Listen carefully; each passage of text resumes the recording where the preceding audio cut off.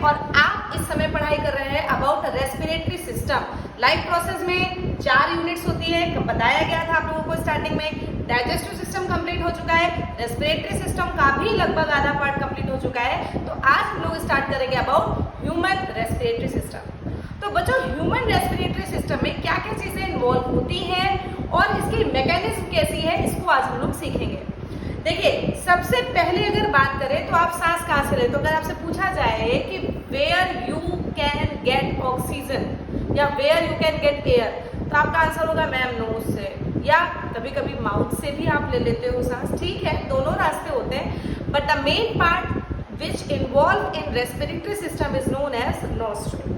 ये जो आपके नोज के होल होते हैं इनको नॉस्ट्रिल्स बोला जाता है। इस रास्ते में सबसे पहले एयर एंटर करती है और यही से एयर एंटर भी करनी चाहिए, क्योंकि ये एयर आपकी यहाँ पे फाइन हेयर्स की लाइनिंग होती है, जिसके कारण जो बाहर के जर्म्स होते हैं या फिर बाहर का जो डस्ट पार्टिकल्स होते हैं यहीं पर रुक जाते हैं। क्लियर हुआ? इसके बाद का ये जो रास्ता होता है इसको नेजल पैसेज कहते हैं। क्या? Nasal passage. इसके बाद वो हवा अंदर की तरफ जाएगी और उस पोर्शन को हम लोग कहेंगे, इस पोर्शन में फेरिंक्स पोर्शन आता है।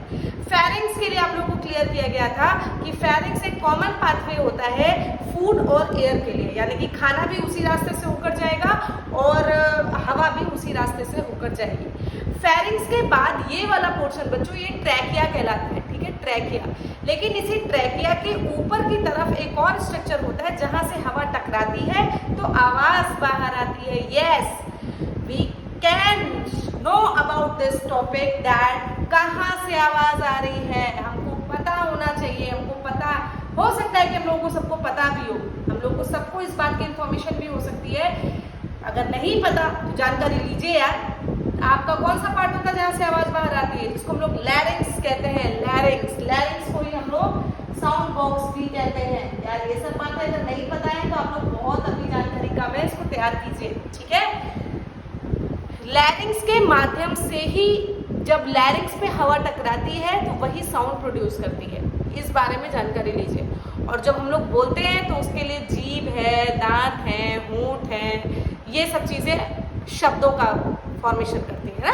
जैसे हम जो भी कुछ बोल पा रहे हैं, आवाज लैरिंक्स प्रोड्यूस कर रहा है, लेकिन ये जो शब्दों का चुनाव कर रहे हैं ये हमारे जीभ, हमारी टंग, हमारे टीथ, ये सब चीजें, ऊपर का तालू जो होता है जिसको पैलेट कहते हैं, ये सब चीजें हमारे चुनाव करते हैं कैसे शब्दों का फॉर्मेशन करना है। छोटी बातें हैं, समझ लीजिए। लैरिंक्स के बाद का हिस्सा कौन आता है? तो लैरिंक्स के बाद इंपॉर्टेंट आ जाता है ये वाला पोर्शन जिसको ट्रैकिया कहते हैं। क्या कहते हैं? ट्रैकिया। ट्रैकिया के बाद बेटू ये ब्रांचिंग इस तरीके से ब्रांच बनती है, ब्रांच डिवाइड होती है। अब वो ब्रांचिंग के कुछ फिगर को फॉर्म करेंगे। चलो नेक्स्ट पे फिगर फॉर्म करेंगे। देखो, जैसे ये आपका ट्रैकिया होता है, ट्रैकिया, इसी ट्रैकिया की 5 ब्रांचेस होती है जो कि ओपन होती है किसमें? लंग्स में। ऐसे लंग्स में ओपन होती है। ठीक है, और इसी ट्रैकिया की, देखिए ट्रैकिया के आगे क्या लिख रखा है? लंग्स, यानी कि ट्रैकिया की ब्रांचिंग किसमें ओपन हो रही है? लंग्स में ओपन हो रही है। अब इसी ट्रैकिया की और 5 ब्रांचेस को ही हम लोग ब्रोंकाई और ब्रांकियोल्स कहते हैं। और 5 ब्रांचेस में डिवाइड होता है, और 5 ब्रांचेस में डिवाइड होता है, जिसको हम लोग ब्रोंकाई और फिर और 5 में जब डिवाइड हो जाएगा तो उसको हम लोग ब्रोंकियोल्स कहेंगे। और bronchiole finally balloon shape structure में टर्मिनेट करता है। इस तरीके से बैलून शेप स्ट्रक्चर बन जाता है जिसको हम लोग कहते हैं एल्वियोली। तो कम से कम पूरा पाथवे मेरे साथ बोलेंगे तो आप लोगों को शाम को समझ में आएगा कि आप लोग को तैयार हुआ क्या।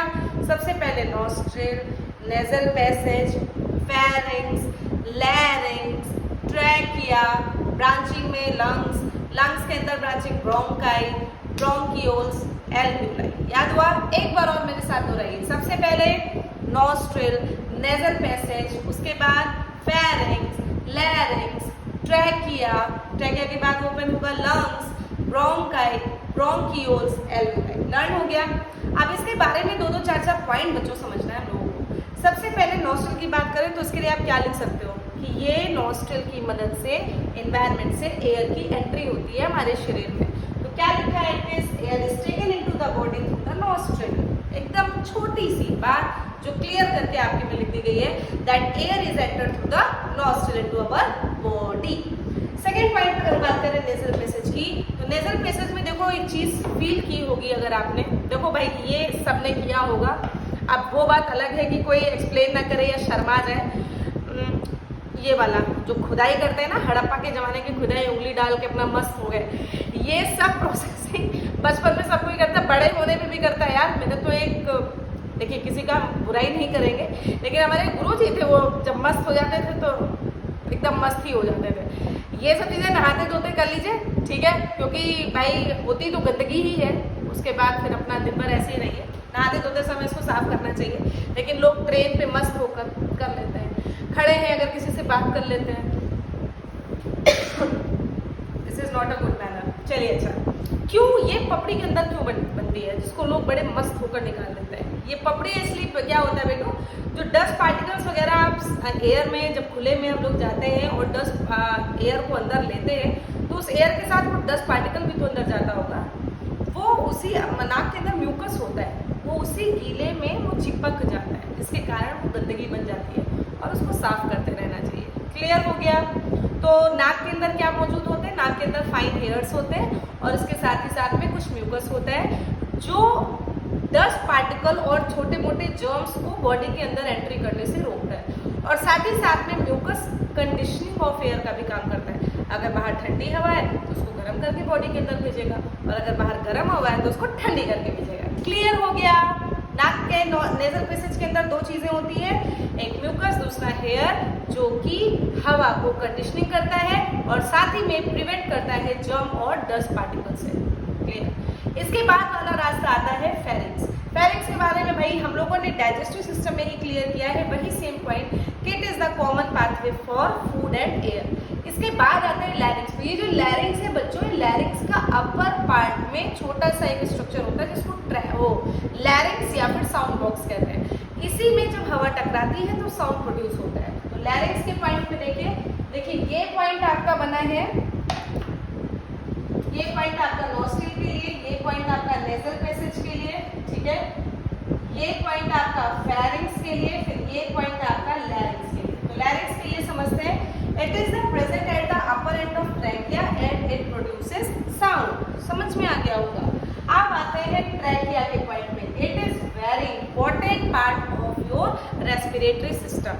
अच्छा, एक बार आप लोग थोड़ा सा अपनी गर्दन को ऐसे टाइट करके, मुन्ना टाइट करके इसको ऐसे टच कीजिए, टच कीजिए, तो आपको ऐसे लगेगा कि कोई चीज इस तरीके से फंसाई गई है, ऐसे सी शेप के, आगे से खुला, मतलब पीछे से खुला, आगे से बंद, ऐसे। ये जो होता है बेटो, ये सी शेप्ड का कार्टिलेजिनस स्ट्रक्चर होता है। ये जो स्ट्रक्चर होता है ये सी शेप्ड का, ऐसे सी शेप्ड का कार्टिलेज का बना हुआ स्ट्रक्चर होता है, जो कि हमारी ट्रैकिया को कोलैप्स होने से रोकता है। देखो कभी कभी रेस्पिरेटरी मतलब हम लोग एयर बहुत कम अंदर लेते हैं। कैसे कब कम लेते हैं, जब हम लोग खाना निगल रहे होते हैं उस समय हम लोग सांस नहीं ले सकते बेटा, प्रोसेसिंग है, समझ में नहीं आता क्योंकि ये बहुत कम समय के लिए होता है ना, तो हम लोगों को ये बात समझ में नहीं आती। लेकिन ये 100% तय है मुन्ना कि जब हम लोग खाने को अंदर निगल रहे होते हैं उस समय हमारा रेस्पिरेटरी जो पावर है या फिर जो सांस अंदर लेने की जो कैपेबिलिटी है वो बिल्कुल जीरो हो जाती है। हम लोग उस समय नहीं लेते। सोते समय भी हम लोग सांस बहुत धीरे गति से लेते हैं, बहुत स्पीड उसकी कम हो जाती है। तो सोचो हवा की कमी हो रही है तो ये तो मस्कुलर स्ट्रक्चर है, इसको तो कोलैप्स हो जाना चाहिए, मतलब पिचक जाना चाहिए, but it does not collapse. Why? Because इसको बांधे रखने का काम करता है this C shaped cartilaginous structure. NCERT में क्वेश्चन है कि why trachea is not collapse even in absence of air, तो आपका आंसर होगा due to presence of C shaped cartilaginous ring. याद हो गया? Very good. तो आपके ट्रैकिया में सी शेप्ड का कार्टिलेजिनस रिंग होता है जिसके कारण ये आपका ट्रैकिया कोलैप्स होने से बचता है अगर हवा की एब्सेंस हो गई तो भी। क्लियर? इसके अलावा सुनते हैं, देखें मुन्ना, जो ट्रैकिया की ओपनिंग होती है, थोड़ा सा इसको देखो, समझो, देखो थोड़ी सी बात बता दे रहे हैं। आपका ये ट्रैकिया आगे की तरफ है, ठीक, और पीछे की तरफ, इसके पीछे की तरफ इसोफेगस होता है। और ध्यानपूर्वक देखो, मान लो यहाँ से आपकी हवा आ रही है और यहाँ से आपका खाना आ रहा है, फूड आ रहा है। ये क्या आ रहा है? फूड आ रहा है।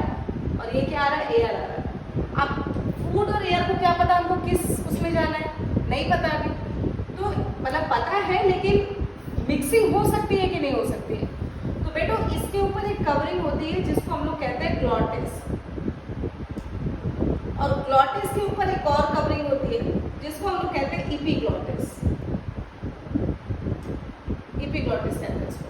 अब जब खाना आ रहा होता है इसी तरह तो ये एपिग्लॉटिस बंद हो जाता है। इसीलिए मैंने कहा जब हम लोग खा रहे होते हैं तो खाने के समय सांस नहीं ले पाते हम लोग, एयर नहीं जाती अंदर क्योंकि रूल ही नहीं है। और हाँ, जो बच्चे बोलने वाले होते हैं खाते समय, मम्मी पता है ये हुआ, मम्मी आज स्कूल में ये, मतलब इस तरह की बातें अगर बच्चे करेंगे खाते पीते समय बेटू, तो भाई बोलने के लिए तो हवा चाहिए, हवा अंदर चाहिए, तो जाहिर सी बात है कि ये खुलेगा तो खाना भी अंदर जाएगा, हवा भी अंदर जाएगी, हो सकता है इंटरमिक्सिंग हो जाए और फिर दे खांसी दे छींक, हो सकता है कभी कभी नाक के माध्यम से चावल और दाल के टुकड़े भी बाहर आ जाए, पानी बाहर आ जाए, आता है, ये बात समझ लीजिए, आता है। इसीलिए कहा जाता है खाना शांतिपूर्वक खा लो भैया, 10 मिनट का काम है, प्यार से बैठ के मम्मी के पास बैठ के, मम्मी पापा जो भी है आप उनके पास बैठ के प्यार से खाना खाइए। समझ में आया? अब ये नहीं कि खाना खाते समय बड़ लगे हुए हैं। अब तो खैर बड़बड़ नहीं, अब तो बच्चे मोबाइल पे ज़रा जुट जाते हैं, मोबाइल पे कोई सीरियल लगा लिया, तारक मेहता लगा लिया, डोरेमोन लगा लिया, तब देख रहे हैं। नहीं बच्चों, खाना शांति से 10 मिनट का काम है, क्यों टाइम वेस्ट कर रहे हो? खाने के टाइम पर खाना ही खाओ, क्यों और कामों में अपने आप को टाइम वेस्ट करना है? समझ में आया? अपने आप को खाना खाते समय सिर्फ खाने के लिए इन्वॉल्व कीजिए और किसी काम में नहीं। चलो व्हाटएवर, समझ जाओ यार, समझा रहे हैं। नेक्स्ट पे देखते हैं। सबसे पहले क्या पता चला, जो फूड पाइप की ओपनिंग है उसको हम लोग क्या बोलते हैं? ग्लॉटिस। सॉरी, विंड पाइप की ओपनिंग को क्या बोलते हैं? ग्लॉटिस। ग्लॉटिस की कवरिंग को एपिग्लॉटिस, जो कि खाने को विंड पाइप में आने से रोकती है। चलो देखो पॉइंट देखो, ट्रैकिया की ये सब पॉइंट है। The opening of wind pipe is called glottis, पढ़ा दिया। And glottis is covered by cartilaginous flap like structure called epiglottis, पढ़ा दिया। And which prevent the food entering in wind pipe, जो कि खाने को विंड पाइप के अंदर आने से रोकती है। लेकिन अगर आप बक करोगे, हवा अंदर जाएगी, और हवा अंदर गई तो हो सकता है मिक्सिंग ऑफ फूड और एयर दोनों हो जाए, और फिर थोड़ा सा सफोकेशन हो सकता है, चोक हो सकता है। इसके बाद वाला पॉइंट है, uh C shaped cartilaginous rings are present in trachea. हमारे ट्रैकिया में सी शेप्ड का कार्टिलेजिनस रिंग होता है, जो कि क्या काम करता है? Which prevent trachea from collapse. यही तो बोला है यार, कोलैप्स होने से हमारे ट्रैकिया को बचाता है, चाहे हवा की अनुपस्थिति ही क्यों ना हो। और ये फिर क्या करेगा? उस हवा को किस में भेजेगा बेटू जी? लंग्स में। तो आपके ट्रैकिया तक के पॉइंट मैंने कंप्लीट करवा दिए, ठीक है? इसका स्क्रीनशॉट लो ना, क्योंकि लंग्स, ब्रोंकाई, ब्रोंकियोल्स और एल्वियोलाई के पॉइंट अभी बाकी है, पिक्चर अभी बाकी है, इसका लीजिए screenshot. Thank you so much. इसके आगे के पॉइंट को हम लोग 2 मिनट में समझते हैं। तो बच्चों, अब हमको पढ़ना है अबाउट लंग्स, है ना? हम लोगों ने ट्रैकिया तक के पॉइंट्स को कंप्लीट कर लिया था, कंफर्म कर लिया था। अब हमको पढ़ना है अबाउट लंग्स। देखो लंग्स की लोकेशन कहाँ होती है, बताओ? सब लोग का आंसर होगा ना यही होगा, और कहीं तो हाथ नहीं जा रहा कहीं और। लंग्स की लोकेशन आपकी थोरैसिक कैविटी में होती है। हमारे बॉडी को मेन 3 पार्ट्स में डिवाइड किया गया है, हेड, थोरैक्स, एब्डोमेन। नहीं पता तो जानो, 3 पार्ट्स में, हेड, थोरैक्स, एब्डोमेन। तो ये जो थोरैसिक कैविटी होती है, इसमें 2 मेन पार्ट आपके सुरक्षित रहते हैं रिब केज में, एक आपके लंग्स और उसके बीच में छोटा सा हार्ट। क्लियर हुआ? कौन कौन से, देखो थोरैसिक, अगर आपसे बात करें ना कि आखिर रिब केज क्या बनाता है, इसको थोड़ा सा बिगाड़ रहा है, समझ। अगर आपसे बात करें कि रिब केज कौन कौन बनाता है, देखो ऊपर से, नीचे से, ऐसे और आगे से, यही बनाएगा कि नहीं बनाएगा? देखो आगे से क्या होता है, आगे से ये जो पोर्शन होता है, इस पोर्शन में बोन होती है जिसकी सहायता से ये केज बनता है। तो आगे से, पीछे से, साइड में अब कौन बना? रिब्स, नीचे से कौन आया? डायाफ्राम, और बस आपका केज जैसा स्ट्रक्चर बन गया। तो समझ में आया रिब केज कौन कौन बनाया? समझ में आ गया होगा यार, अब तक तो आ गया होगा, बता दें क्या? चलो देखो रिब केज कौन कौन बनाता है। आगे से कौन सी बोन है? स्टर्नम। पीछे से कौन सी बोन है? बोलो बोलो, बोलते नहीं यार। Vertebral column. साइड में कौन है? रिब्स। नीचे से कौन है? डायाफ्राम। तो इस तरीके से केज जैसा स्ट्रक्चर बन गया कि नहीं बन गया? आगे से स्टर्नम, पीछे से वर्टिब्रल कॉलम, साइड से रिब्स, नीचे से डायाफ्राम, बस केज जैसा स्ट्रक्चर बन गया। और उसमें ये आपके दो इम्पॉर्टेंट ऑर्गन लंग्स और हार्ट सुरक्षित रहते हैं। बस बात करते हैं, क्लियर हो गया? इसके बाद अगर हम लोग लंग्स की और बातें लें तो भैया पेयर में होते हैं, हम लोगों को पता है कि ये पेयर में स्ट्रक्चर होते हैं। और जो लंग्स होते हैं, लंग्स की मेम्ब्रेन को आप कहते हो प्लूरल मेम्ब्रेन। याद रखो, लंग्स जिस कैविटी में होता है उस कैविटी को थोरेसिक कैविटी तो कह ही सकते हैं, लेकिन उसके लिए एक प्रॉपर स्ट्रक्चर होता है जिसको हम लोग प्लूरल कैविटी कहते हैं। स्पेलिंग याद रखना, प्लूरल कैविटी की, और उसके मेम्ब्रेन को हम लोग प्लूरल मेम्ब्रेन कहते हैं। क्लियर हो गया? और लंग्स का काम क्या होता है कि ये जो है जो एयर होती है उसको अपने अंदर एंट्री करने की अनुमति देता है। वो प्रेशर क्रिएट करता है ताकि जो हवा है वो वहाँ से नाक से या फिर नॉस्ट्रिल से लंग्स के अंदर एंट्री कर जाए। समझ में आई बात? इसके बाद आते हैं ब्रोंकाई पर। लंग्स के बाद का हिस्सा ब्रोंकाई। देखो थोड़ा सा स्ट्रक्चर अगर हम आपको और क्लियर करें, ये आपके कौन थे? ट्रैकिया, बोलो ट्रैकिया। ट्रैकिया ब्रांच इसमें डिवाइड हो गई और वो लंग्स में डिवाइड होगी ना बेटू जी। इसके अंदर और फाइन ब्रांचेस बताई गई है और फाइन ब्रांचेस टर्मिनेट्स होते हैं बैलून शेप स्ट्रक्चर में। बोलो भैया। और इसमें इस तरीके से सी शेप का कार्टिलेजिनस रिंग था। बोलो। इसके ऊपर की ओपनिंग ग्लॉटिस थी, एपिग्लॉटिस थी, और इसके पीछे वाला जो पोर्शन जो होता है, पीछे की तरफ जो बना होता है उसको पीछे नहीं बना सकते, लेकिन समझो ये क्या है? Food pipe. आपको सब समझ में आ रहा होगा ना? फूड पाइप एक पाइप की जाके स्टमक वगैरह में खुलता है। तो इस तरीके से आपके लंग्स का कुछ पार्ट होते हैं, इसको समझ लेते हैं। क्लियर हो गया? Very nice. अब आते हैं इस पे नेक्स्ट पॉइंट पे, जो ट्रैकिया की ओपनिंग हो गई, जिसको हम लोगों ने क्या नाम दिया? ब्रोंकाई नाम दिया। क्लियर? ब्रोंकाई की बात करें तो देखो सीधे से पॉइंट है कि ट्रैकिया डिवाइड होता है और फाइन ब्रांचेस में, जिसको हम लोग ब्रोंकाई कहते हैं। सिंपल सी आपने डेफिनेशन लिख रखी है कि लंग्स में ट्रैकिया फाइन स्मॉलर ट्यूब में डिवाइड होता है, जिसको ब्रोंकाई कहते हैं। ब्रोंकाई और फाइन डिवाइड हो जाता है और ज्यादा फाइन ब्रांचेस बना देता है, जिसको क्या कहते हैं? ब्रोंकियोल्स। और हर एक ब्रोंकियोल्स एक बैलून शेप स्ट्रक्चर में ओपन होता है, जिसको हम लोग कहते हैं एल्वियोलाई। फिर से याद करो, डाइजेस्टिव सिस्टम में आपको बताया था, इंटेस्टाइन में finger like structure which is called villi. Villi वो भी सरफेस एरिया बढ़ा रहा था ताकि ज्यादा से ज्यादा एब्जॉर्प्शन हो पाए। यहाँ पर क्या हो रहा है? एल्वियोलाई, जो कि सरफेस एरिया बढ़ा रहा है ताकि ज्यादा से ज्यादा एक्सचेंज हो जाए। एक्सचेंज का कराना है गैसेस का ना, CO2 बाहर निकालना है, O2 अंदर लेना है, तो एक्सचेंज ही तो हुआ ना। तो एक्सचेंज कराने के लिए ज्यादा सरफेस एरिया चाहिए, और ज्यादा सरफेस के एरिया के लिए एल्वियोलाई ने अपना शेप कैसे बना दिया? Balloon shape. समझ में आ गई होगी बात? अब तक क्लियर हो गई होगी। तो क्या लिख रखा है आप लोग पूरा कंफर्म कीजिए। लंग्स में क्या लिखा है? It is primary organ for respiration and it is located in thoracic या फिर चेस्ट कैविटी। एकदम क्लियर है आप लोगों को? इसके बाद लिख रखा है उस कैविटी को प्लूरल कैविटी कहते हैं, उस मेम्ब्रेन को प्लूरल मेम्ब्रेन कहते हैं। Lungs and heart is protected in rib cage. आपको एकदम क्लियर किया गया है। फिर लंग्स में ट्रैकिया की और फाइन ब्रांचेस होती है, जिसको ब्रोंकाई कहते हैं। ब्रोंकाई की और फाइन ब्रांचेस होती है, जिसको ब्रोंकियोल्स कहते हैं। And bronchioles are terminates finally into किसमें? Balloon shape structure which increases the surface area for exchange of gases. Screenshot लेने के लिए तैयार हो जाओ ना, क्योंकि इसके आगे हम लोगों को पढ़नी है अबाउट मैकेनिज्म। फटाफट स्क्रीनशॉट लीजिए। रेस्पिरेटरी पाथवे के अलावा हमारे शरीर के अंदर और भी कुछ ऐसे ऑर्गन्स होते हैं या फिर कुछ और भी एक्स्ट्रा मटेरियल्स होते हैं जो रेस्पिरेशन में पार्टिसिपेट करते हैं। पहले उनको सीखेंगे, तब फिर हम लोग आएंगे मैकेनिज्म पे।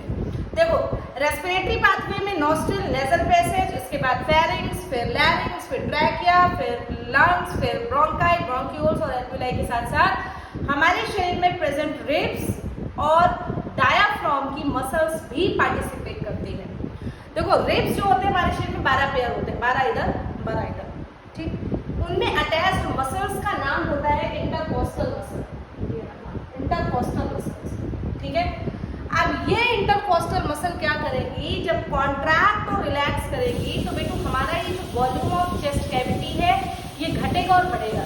जब इसका वॉल्यूम बढ़ेगा तो जाहिर सी बात है कि जब वॉल्यूम बढ़ेगा तो गैस अंदर चली जाएगी, और जब वॉल्यूम कम होगा तो गैस बाहर छोड़ दी जाएगी। तो इसकी मसल्स पार्टिसिपेट करती है, याद रखना रिब्स की मसल। तो यहाँ पर क्या लिख रखा है देख सकते हैं कि they are 12 pair present in human body and helps to form a cage. बता चुके हैं आपको कि रिब केज में मदद करता है आपकी रिब्स, और in which lungs are protected. Lungs and heart भी कह सकते हो, lungs and heart are protected. Clear. इसके बाद आपको बोला कि इसकी जो मसल्स होती हैं उनको क्या नाम दिया गया, इंटरकोस्टल मसल नाम दिया गया मुन्ना। और उसी के कॉन्ट्रैक्शन और रिलैक्सेशन से हमारे चेस्ट कैविटी का वॉल्यूम बढ़ता और घटता है, जिसके कारण हम लोग गैस को अंदर ले जाते हैं, which process is called inhalation, and gas को बाहर छोड़ते हैं, which process is called exhalation. Clear. इसके बाद डायफ्राम की बात करें बेटू, डायफ्राम हमारे इस पोर्शन में प्रेजेंट होने वाला एक मेम्ब्रेन लाइक स्ट्रक्चर है, मस्कुलर स्ट्रक्चर है, जो कि हमारी चेस्ट कैविटी को एब्डोमिनल कैविटी से सेपरेट करता है। ये मैमल्स का कैरेक्टरिस्टिक फीचर है, याद रख लियो, प्रेजेंस ऑफ डायफ्राम। तो it is a muscular partition between chest cavity and abdominal cavity. अच्छा, इसका जनरल शेप क्या होता है, इसका general shape dome shape. Dome shape क्या होता है, अच्छा जैसे मस्जिद में आपने ऊपर का पोर्शन देखा होगा, ऊपर इस तरीके से डोम जैसा स्ट्रक्चर बना होता है ना, ऐसा ऐसा डोम शेप, ऐसा स्ट्रक्चर इसका जनरल होता है, ठीक। और जब हम लोग गैस एयर अंदर लेते हैं तो ये फ्लैट हो जाता है। जैसे ये फ्लैट हुआ वैसे यहाँ का देखो, अच्छा खुद देखो, ये जगह घेरे हुए, अगर ये ऐसे हो जाएगा तो जगह खाली हो जाएगी और गैस अंदर आ जाएगी, फिर धीरे धीरे धीरे धीरे धीरे फिर से ऐसे हुआ, फिर ऐसे। तो ये कॉन्ट्रैक्शन रिलैक्सेशन इसका भी लगातार चलता रहता है। तो बेटू जी इसकी भी मसल होती है, उस मसल का नाम लिखवा दे क्या, चलो पहले देखो, generally it is dome shape, during inhalation ये फ्लैट होता है और एक्सहेलेशन के कारण ये अपने ओरिजिनल स्ट्रक्चर में आता है। भाई इनहेलेशन हुआ, सांस अंदर ली, ये डोम शेप था, ये फ्लैट हो गया, यानी कि फ्लैट होने के बाद आपकी गैस अंदर गई और फिर जैसे जैसे आपने सांस छोड़ी ये दोबारा से अपने ओरिजिनल पोजीशन पे आ गई। अरे समझ गए, हो गए यार, it is a easy concept. तो रिब और डायफ्राम के साथ साथ तीसरा महत्वपूर्ण चीज है बेटू, जिसको रेस्पिरेटरी पिगमेंट कहते हैं। रेस्पिरेटरी पिगमेंट का नाम याद रखो, ज्यादातर बच्चे प्लांट पे पहुंच जाते हैं, पता नहीं क्यों पिगमेंट पे प्लांट पे पहुंच जाते हो, आप लोग क्लोरोफिल बोल देते हो यार, गलत सलत नाम नहीं लो। रेस्पिरेटरी पिगमेंट अगर ह्यूमन की बात करें जो रेस्पिरेशन में पार्टिसिपेट कर रहा है, विच इज कॉल्ड हीमोग्लोबिन, याद करो हीमोग्लोबिन। तो haemoglobin is the respiratory pigment in human body. ये रिस्पॉन्सिबल होता है हर गैस को कैरी करना, हर गैस का मतलब जो हमारे बॉडी में घुल जाए, हमारे ब्लड में घुल जाए। तो क्या लिखा है, it is responsible to carry oxygen and other gas in human body. कौन कौन सी गैस को कैरी कर सकता है, ऑक्सीजन को कर सकता है, कार्बन डाइऑक्साइड को कर सकता है, कार्बन मोनोऑक्साइड को कर सकता है। लेकिन मुन्ना कार्बन मोनोऑक्साइड को अगर इसमें कैरी कर लिया तो ये तो हमारे शरीर में पॉइजनस गैस है ना, हमारे शरीर में, हमको तो ऑक्सीजन से मेन काम है, हमको ये सबसे काम ही नहीं है, लेकिन भाई हीमोग्लोबिन कर लेता है। लेकिन हाँ, ऑक्सीजन के साथ इसकी हाई एफिनिटी होती है, हाई ज्यादा दोस्ती होती है, ऑक्सीजन मिलता है उसको पकड़कर ऑक्सी हीमोग्लोबिन के फॉर्म में हमारे ब्लड में ट्रांसपोर्ट करवाता है। क्वेश्चन याद रखना, ऑक्सीजन के साथ मिलकर हीमोग्लोबिन क्या बनाता है, ऑक्सी हीमोग्लोबिन, और इसी फॉर्म में हमारे ब्लड में ये हीमोग्लोबिन ऑक्सीजन को लेकर ट्रांसपोर्ट करता है। क्लियर हो गया, शाबाश। अब अगर नॉर्मल रेंज की बात करें, हमारे ब्लड की नॉर्मल रेंज क्या है, तो याद रखना 12 से 18 ग्राम पर डेसीलीटर, ये इसकी वैल्यू है। बेटू जी पता है आपको, जो हमारी फीमेल्स होती हैं, ह्यूमन फीमेल होती हैं, वो उनमें 12 से 18 ग्राम बहुत कम देखा गया है, ठीक। रीज़न क्या है, एक तो वो अपने सेहत के लिए बहुत ज़्यादा, बहुत कहते नहीं मम्मी लोग अपनी सेहत के लिए बहुत ज़्यादा ही सोचती हैं, ऐसा नहीं है। हमारी माता जी लोग, हमारे घरों में जो महिलाएं हैं जो अपने परिवार के लिए ज़्यादा कहते नहीं अपने आप को न्यौछावर किए रहती, वो अपना ध्यान नहीं देती हैं यार। और ऊपर से हर मंथ चलने वाली मेंस्ट्रुअल साइकिल की वजह से हमारे शरीर में एनीमिया कॉज हो जाता है, ब्लड का लॉस होता है, जिसके कारण से हीमोग्लोबिन ऑलरेडी हमारे शरीर में कम ही पाए। हमारे का मतलब ऑल फीमेल्स की बात बोल रहे हैं, समझ में आया। ज़रूरी नहीं है, 100% ज़रूरी नहीं है, लेकिन most of the females are anaemic. Reason menstrual cycle का होना, और दूसरे नंबर पर उतना ज़्यादा खान पान में ध्यान ना दे पाना। लेकिन जो बढ़िया वैल्यू होती है उसकी वैल्यू होती है 12 से 18 ग्राम पर डेसीलीटर। क्लियर हुआ। अगर इसकी कमी हो जाए तो क्या होगा, सोचो बेटू, उसका काम क्या है, ऑक्सीजन को पकड़ना, ब्लड को देना, और वो ऑक्सीजन पूरे शरीर में ट्रांसपोर्ट करवाया जाता है। जहाँ जहाँ ऑक्सीजन की ज़रूरत है, क्योंकि ऑक्सीजन की ज़रूरत किसमें पड़ती है, बताओ बताओ बताओ। ऑक्सीजन को ले जाना क्यों ज़रूरी है, दिमाग में आ रहा है कि नहीं बच्चों। बताया नहीं था फूड को ऑक्सीडेशन कराकर एनर्जी बनानी है, यस। तो हमारे ऑक्सीजन की जहाँ जहाँ ज़रूरत होगी ब्लड उसको ले जाएगा, यानी कि ब्लड का क्या काम है, ऑक्सीजन को पकड़ना, और हीमोग्लोबिन का काम है ऑक्सीजन को पकड़ना। बेटू अगर इसकी कमी हो जाएगी तो क्या होगा, reduces the oxygen carrying capacity. लिख रखा है कि अगर हीमोग्लोबिन की कमी हो गई तो ऑक्सीजन की कैरिंग कैपेसिटी का लॉस हो जाएगा, और अगर ऑक्सीजन लॉस हो गया तो ऑक्सीजन कम होगा तो बॉडी में ऑक्सीडेशन ऑफ फूड नहीं होगा, ऑक्सीडेशन ऑफ फूड नहीं होगा तो एनर्जी कहाँ से बनेगी? तो हम लोगों को बड़ी सुस्ती सी फील होती है, लगता है वीकनेस आ रही है, जीने नहीं चढ़ पाते, सांस फूलने लगती है, एनेमिक हो जाता है बंदा, एनेमिक, एनीमिया, ब्लड में अगर किसी चीज़ की प्रॉब्लम होती है तो उस बीमारी को एनीमिया कहते हैं। ठीक है, यहाँ पे स्पेलिंग लिख दे रहे हैं, एनीमिया। क्लियर? तो ये पोर्शन भी आपको तैयारी करना है, इसमें कुछ भी एक्स्ट्रा नहीं है, ये मत समझ लेना एक्स्ट्रा पढ़ा दिया। यानी कि रेस्पिरेटरी पाथवे के साथ साथ आपको 3 और स्ट्रक्चर्स पढ़ने हैं, जैसे कि रिब्स, डायफ्राम और रेस्पिरेटरी पिगमेंट, जिसकी सहायता से रेस्पिरेशन कंप्लीट होता है। अब हम लोगों को पढ़ना है अबाउट मैकेनिज्म। स्क्रीनशॉट लीजिए मुन्ना, वेरी गुड। अब हम लोगों को पढ़ना है अबाउट मैकेनिज्म ऑफ रेस्पिरेशन। बच्चों अब हमको पढ़ना है अबाउट मैकेनिज्म ऑफ रेस्पिरेशन। देखिए, अगर हमको रेस्पिरेशन पढ़ना है तो इसके लिए 3 इंपॉर्टेंट स्टेप्स को याद रखना पड़ेगा। सबसे पहला स्टेप होता है इनहेलेशन। इनहेलेशन का मतलब ऑक्सीजन को एटमॉस्फेयर से बॉडी के अंदर लेना। सेकंड नंबर पे होता है exchange of O2 and CO2। ये किसके किसके बीच में होता है? ये होता है आपके ये एल्वियोलाई, मान लीजिए बैलून शेप का एल्वियोलाई बना दिया और उसी के पास में ब्लड कैपिलरीज होती हैं वो बना दिया। तो इन दोनों के बीच में exchange of O2 and CO2 होता है। और तीसरा स्टेप कहलाता है एक्सहेलेशन। एक्सहेलेशन में शरीर से CO2 को बाहर निकालना। तो कम से कम तीनों स्टेप की जानकारी आपने कंप्लीट की कि कौन कौन से 3 स्टेप होते हैं जो रेस्पिरेशन में पार्टिसिपेट करते हैं। पहला हो गया इनहेलेशन, दूसरा हो गया exchange of O2 and CO2 और तीसरा हो गया एक्सहेलेशन। यस, तो इनहेलेशन में मुन्ना जो स्टेप्स होते हैं थोड़ी सी बातों को क्लियर करते हैं। देखिए जरा, जो आपका थोड़ी सी बात देखो ये डोम शेप आपका कौन है? डायाफ्राम है। ये डायाफ्राम है, इसी से लगे हुए ये रिब्स की मसल होंगी। ठीक है, इसी से लगी हुई रिब्स की मसल है या रिब्स है। ठीक है, रिब्स लगी है।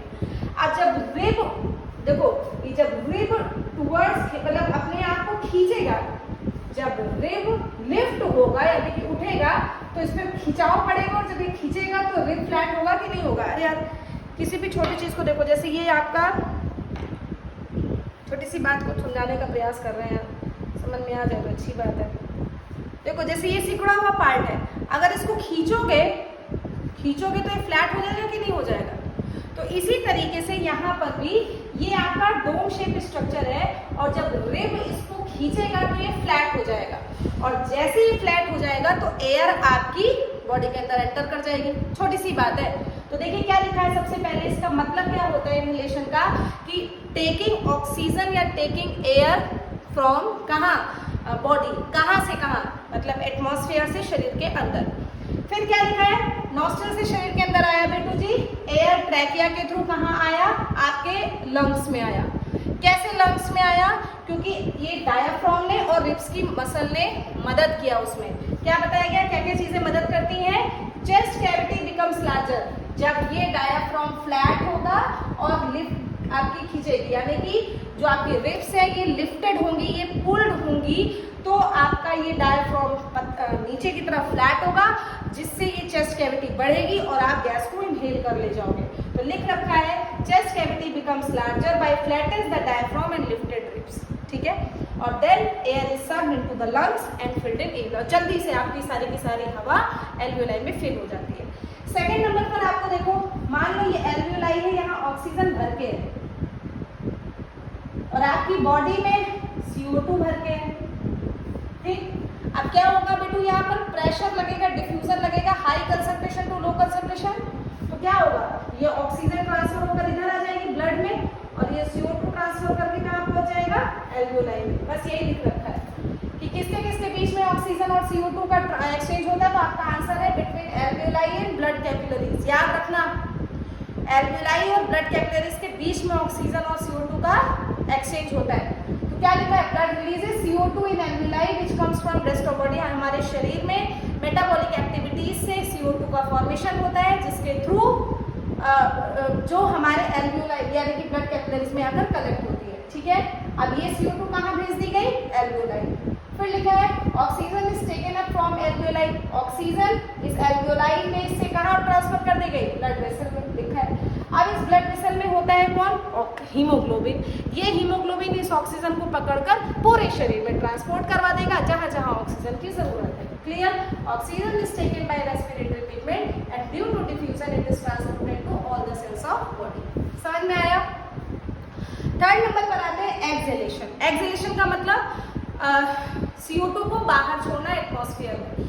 इसके लिए बेटू क्या बताया गया है कि आपके जो बताया था मैंने आपको कि कार्बन डाइऑक्साइड भी ब्लड में डिजोल्व फॉर्म में होता है, क्योंकि हीमोग्लोबिन उसको कार्बोमिनो हीमोग्लोबिन के फॉर्म में डिजोल्व फॉर्म में रखती है ना। तो CO2 is also present in dissolve form in blood, ठीक है, ब्लड में मौजूद है। ब्लड से वो कहाँ पहुंचाया गया, एल्वियोलाई में। अब क्या हुआ, यही हुआ, जैसे ये फ्लैट हो गया था, अब धीरे धीरे रिलैक्स होकर वो फिर से अपनी ओरिजिनल पोजीशन में आएगा। यहाँ पे वही तो लिखा है, due to relaxation of ribs and diaphragm chest cavity, दोबारा से क्या हो जाएगी, चेस्ट कैविटी इज कंप्रेस्ड, नहीं, chest cavity is relaxed, chest cavity relax हो जाएगी। और रिलैक्स होने के कारण जो आपका एयर, चेस्ट कैविटी रिलैक्स हुई तो आपका ये कौन, ये जो आपका डायफ्राम था ये दोबारा से ओरिजिनल पोजीशन में आ गया, और जैसे अपनी ओरिजिनल पोजीशन पे आएगा आप CO2 को बाहर निकाल दोगे। तो इजी सी प्रोसेस है, इसको याद कर लेंगे। नहीं आएगा तो मेरे से कमेंट सेक्शन में एक क्वेश्चन डाल दीजिएगा, मैं आपको और जल्दी से और अच्छे से फाइन तरीके से रिपीट कर दूंगी। तो मैकेनिज्म कितने स्टेप में कंप्लीट हुआ, 3 स्टेप में। First one inhalation, second one exchange of O2 and CO2, third one exhalation. Clear है, एकदम समझ में आया, वेरी गुड। इसके बाद लास्ट टॉपिक आपकी इस रेस्पिरेशन का बचता है, which is called as carbon monoxide poisoning. देखो बेटू, ये एक ऐसी गैस है जो हम लोगों के फ्यूल प्रोडक्ट से निकलती है। हम लोग जो पेट्रोलियम प्रोडक्ट जलाते हैं, पेट्रोल हो गया, डीजल हो गया, कोयला हो गया, ये सब जब जलाते हैं तो बहुत सारे अमाउंट में कार्बन मोनोऑक्साइड गैस रिलीज होती है। और ये गैस अगर एनवायरनमेंट में मिल गई तो हीमोग्लोबिन ज़्यादा खुश होता है यार। उसको एक तरफ अगर ऑक्सीजन दे दो, एक तरफ कार्बन मोनोऑक्साइड दे दो, तो खुश हो जाता है, कहता वाह मुझे कार्बन मोनोऑक्साइड मिल गया। और वो कार्बन मोनोऑक्साइड से जल्दी से दोस्ती करना चाहता है, उसको नहीं पता कि ये दोस्ती टॉक्सिक हो सकती है। तो बेटू कार्बन मोनोऑक्साइड जैसे ही ब्लड को मिलता है, हीमोग्लोबिन को मिलता है, वैसे ही उसके साथ कंबाइन कर लेता है और एक पॉइजनस सब्सटेंस बनाता है। और ज़्यादा लंबे समय तक अगर ये कंबाइन हो गया तो हमारे शरीर में ऑक्सीजन की हो जाएगी कमी, यानी कि ना ब्रेन को ऑक्सीजन पहुंच पाएगा, ना और बॉडी में कहीं ऑक्सीजन पहुंच पाएगा। और इस तरीके से हमारे शरीर में हो जाएगी ऑक्सीजन की कमी, जिसके कारण जो पर्सन है जो अनकॉन्शियस हो जाता है, मतलब बेहोश हो जाता है, और कभी कभी तो डेथ भी कॉज हो जाती है। तो कार्बन मोनोऑक्साइड पॉइजनिंग के लिए समझते हैं कि due to burning of coal, petrol, diesel, CO, इसको कार्बन मोनोऑक्साइड को केमिकली हम लोग CO लिखते हैं, ठीक है। कार्बन मोनो का मतलब एक ऑक्सीजन। तो कार्बन मोनोऑक्साइड गैस एटमॉस्फेयर में आएगी, फिर हीमोग्लोबिन CO के लिए ज़्यादा एफिनिटी शो करता है ऑक्सीजन के कंपैरिजन में, तो वो बहुत स्ट्रांगली हीमोग्लोबिन के साथ कंबाइन हो जाता है, जिसके कारण ऑक्सीजन हमारे शरीर में अब नहीं पहुंच पाता, जिसके कारण पर्सन अनकॉन्शियस हो जाता है और कभी कभी पर्सन की डेथ भी हो जाती है। इसका स्क्रीनशॉट लीजिए वरना। तो इस तरीके से आपका सेकेंड टॉपिक लाइफ प्रोसेस का सेकेंड टॉपिक कंप्लीट होता है, और उस टॉपिक का नाम था रेस्पिरेटरी सिस्टम।